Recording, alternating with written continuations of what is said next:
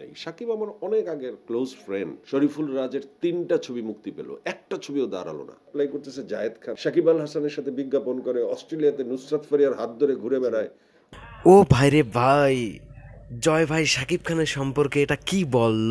Recent সেলেনাইয়ের একটি ইন্টারভিউতে ডিপজল ও শাকিব খানের দ্বন্দ্ব সম্পর্ক আলোচনা করতে গিয়ে সাংবাদিক শাকিব খানের সম্পর্কে প্রশ্ন করায় জয় ভাই শাকিব খানকে নিয়ে এক বোমা ফাটালেন। চলেন আগে জয় ভাইয়ের ইন্টারভিউটা শুনে আসি এবং জয় ভাইয়ের এই মন্তব্যের সঙ্গে আপনাদের কোনো মন্তব্য থাকলে তা অবশ্যই কমেন্ট করে জানাবেন।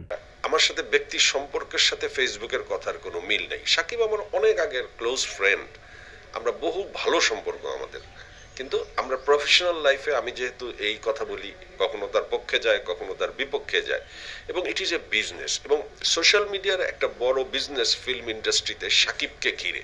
সাকিব খানের নামের সাথে একটা বিজনেস জড়িত। সাকিব খানের নাম নিলে ভিউ বাড়ে, সাকিব খানের নাম নিলে সাকিবিয়ানরা সেই ভিডিও শেয়ার দেয়, দেখে। এটার একটা কিন্তু বিজনেস পলিসি আছে, যে কারণে দেখবেন অনেকেই বুঝে গেছে। বুঝে যাওয়ার কারণে অকারণে সাকিব খানের নাম নেয়, এবং এটা একটা কমন প্রশ্ন, যে কোনো কাউকে হঠাৎ করে সাকিব খান সম্পর্কে একটা প্রশ্ন করা। এবং ইউটিউবারদেরও এই প্রশ্নটা এখন একটা মুখস্থ বুলি হয়ে গেছে, যে কোনো ভাবে হোক সাকিব খানকে টানতে হবে, কারণ এটা একটা নিশ্চিত ভিউ। কিন্তু ক্রিয়েটিভ কোনো আইডিয়া বের করার ক্ষমতা অনেক ইউটিউবারের নাই, আবার অনেকের আছে। যাদের আছে তারা সাকিব খানের নাম ওইভাবে প্রয়োজন হচ্ছে না, যাদের নাই তারা বারবার সাকিব খানের কথা জিজ্ঞেস করে। যেমন আমার রেগুলার প্রোগ্রাম করতে হয়, 13টি প্রশ্ন। আমি সাকিব খানের নাম বহুবার আমি নেই, কারণ হচ্ছে যে আমি আর প্রশ্ন পাই না। আমি যে কারণে নেই, যেহেতু আমার প্রশ্ন সংখ্যা সবার সাথে অনেক থাকে না। একটা নিউ কামার মেয়েকে অনেক কথা জিজ্ঞেস করতে পারি না, কিন্তু তাকে আমি 13টি প্রশ্ন করছি, সাকিব খানের নাম নিতে আমি বাধ্য হই। বাট আমি মনে করি Shakib Khan is a business. আমাদের ইউটিউবারদের জন্য সাকিব খান একটা বিশাল বড় পণ্য, যে কারণে সাকিব খানের নাম নিয়ে আমরা পয়সা ইনকাম করি বেশিরভাগ লোকেরা, এবং ভিউ কিনি। সরল স্বীকারোক্তি। না, উঠতে পারা না পারার ব্যর্থতা ওই নায়কদেরই, বা নায়ক সংশ্লিষ্ট প্রযোজক পরিচালকদের। আপনি দেখেন এই ঈদে কি হলো, শরীফুল রাজের 3টা ছবি মুক্তি পেল, একটা ছবিও দাঁড়ালো না। আমরা তো অনেক চেষ্টা করছি শরীফুল রাজের বন্দনা করতে, বা একটা নায়ক দাঁড়াক। এখন আপনি এই ঈদে এতগুলো ছবি নিয়ে একটি সুপারহিট ছবি দিতে পারলেন না, তাহলে আপনার পরের ঈদের সিচুয়েশনটা কি হবে? আপনি একজন ভালো অভিনেতা, কিন্তু আপনি কমার্শিয়ালি তো হিট না।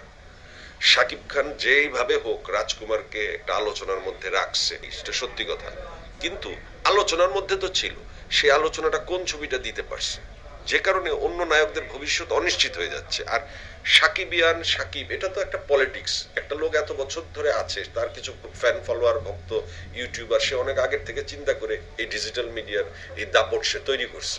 অন্য নায়করা কেন পারে না? ওদের তো করা উচিত।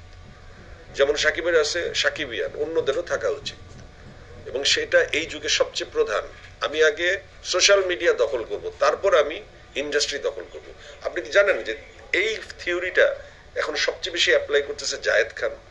সোশ্যাল মিডিয়াটাকে মোটামুটি ভাবে ক্যাপচার করে, সোশ্যাল মিডিয়া তার দাপট বের করে, সে এখন সাকিব আল হাসানের সাথে বিজ্ঞাপন করে, অস্ট্রেলিয়াতে নুসরাত ফারিয়ার হাত ধরে ঘুরে বেড়ায়, মোস্তফা সরোয়ার ফারুকের সিনেমায় কাজ করে, বিজ্ঞাপনে কাজ করে। ডিগবাজির থিওরি আমার, ওর ঘড়ির থিওরি আমার, সব থিওরি আমার। আমার ওকে ভালো লাগে, ও ক্যাচ করতে পারে, ওকে আমি বুদ্ধি দেই।